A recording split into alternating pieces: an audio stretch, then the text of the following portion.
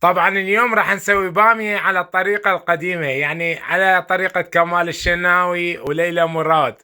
وراح نخلي اللحم بعد ما سلقناه نحمسه بهالطريقة. وجايبين اليوم بامية خشنة، لا عاد يقول لي ليش خشنة البامية. نضرب هاي طماطة بالخلاط، ما عليكم بهاي الوقعات، اي والله ما عليكم نضربها. هاي البامية الخشنة نريد نجربها لأنه كلش تازة، بعد شلون خضرة كلش طيبة لضمانة النكهة وجودة اللزوجة. طبعا ونغطي المعجون، نغطي المعجون بهالطريقة حتى لا يقطن. ألف مرة عدتها ولازم يقطن عندك. ونخلي الثوم طبعا ونقلبها، نحبسها، لازم نحبسها. وهاي يعني هاي الشغلات يعني فيكات مال ملح وهاي بالبليارد.